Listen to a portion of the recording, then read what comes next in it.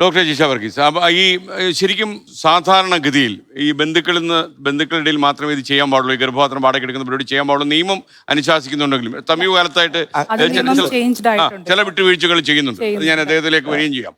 അപ്പോൾ ഈ നോർമൽ ഇതൊരു കോസ്റ്റ്ലി പരിപാടിയാണോ? അതെ, കോസ്റ്റ്ലി പരിപാടി. ഒരു എത്ര ലക്ഷം രൂപയൊക്കെ വേണ്ടി വരും? അതായത് നമ്മൾ കൊമേഴ്സ്യൽ സറോഗസി ബാൻഡ് ആണല്ലോ, നമ്മൾ ആൾട്രൂയിസ്റ്റിക് ആണ് ചെയ്യുന്നത്. അപ്പൊ അതിന്റെ കൂടെ ഈ ഇന്റന്റിങ് കപ്പിള് ഈ സറോഗേറ്റ് മദറിന് വേണ്ടിയിട്ട് ഒരു ഇൻഷുറൻസ് പ്രൊവൈഡ് ചെയ്യുന്നുണ്ടായിരിക്കും. അതായത് ഒരു 3 years medical insurance, general health insurance. അതായത് 3 ഇയേഴ്സ് വരെ ഈ പ്രഗ്നൻസി കൊണ്ട് അല്ലെങ്കിൽ അതിന്റെ ഡെലിവറി കൊണ്ട് പോസ്റ്റ്മോർട്ടം പീരീഡിൽ ഉണ്ടാകുന്ന കോംപ്ലിക്കേഷൻസ് എല്ലാം കവർ ചെയ്യണം എന്ന് പറഞ്ഞിട്ട്. അതുപോലെ തന്നെ ആ പ്രഗ്നൻസിയിൽ ഉണ്ടാകുന്ന ചെലവുകളെല്ലാം ഈ ഇന്റന്റിങ് കപ്പിളാണ് ബെയർ ചെയ്യേണ്ടത്. പിന്നെ ഒരു കാര്യം, അവരുടെ വേജസ്, അതായത് അവർക്കൊരു 9 മന്ത്സോളം അല്ലെങ്കിൽ 10-12 മന്ത്സോളം വർക്ക് ചെയ്യാൻ പറ്റത്തില്ല. അപ്പൊ അതിനുള്ളൊരു കോമ്പൻസേഷൻ കൂടി പ്രൊവൈഡ് ചെയ്യേണ്ടതാണ്.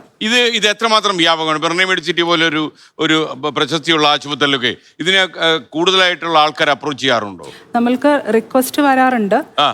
ഡെഫിനറ്റ്ലി നമ്മൾ എന്താ ചെയ്യപ്പോൾ ഡോക്ടർ പരശുരാം പറഞ്ഞ പോലെ തന്നെ നമ്മൾക്ക് 2021 സറോഗസി റൂളിൽ ഒരു 4 ഇൻഡിക്കേഷൻസ് ഉണ്ട്. ആ ഇൻഡിക്കേഷൻസ് ഉള്ള പേഷ്യൻസ് ആണ് നമ്മുടെ അടുത്ത് വരുന്നതെങ്കിൽ ഡെഫിനറ്റ്ലി നമ്മൾ അവർ നെക്സ്റ്റ് സ്റ്റെപ്പിന് വേണ്ടി ഡിസ്ട്രിക്ട് മെഡിക്കൽ ബോർഡിന്റെ അടുത്ത് അയക്കുകയാണ് ചെയ്യുക.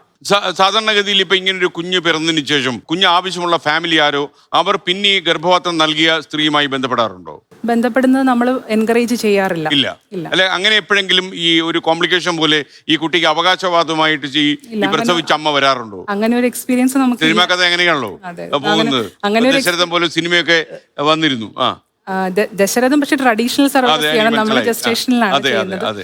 അപ്പൊ അങ്ങനെ ഒരു എക്സ്പീരിയൻസ് ഇല്ല. ഡോക്ടർ പരശുരാം എന്തോ പറഞ്ഞു? അല്ല, 2 കറക്ഷൻസ് ഉണ്ട് ഇവിടെ.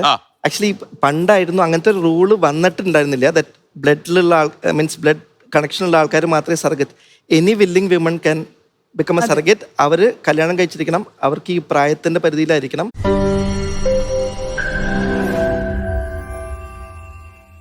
ലോകത്തെവിടെയായാലും ഏത് സമയത്തും 24 വാർത്തകളും ഓഗ്മെന്റഡ് റിയാലിറ്റി പാക്കേജുകളും എക്സ്പ്ലെയിനറുകളും വിശദമായി കാണാൻ ഞങ്ങളുടെ യൂട്യൂബ് ചാനൽ നിങ്ങൾക്ക് സബ്സ്ക്രൈബ് ചെയ്യാം.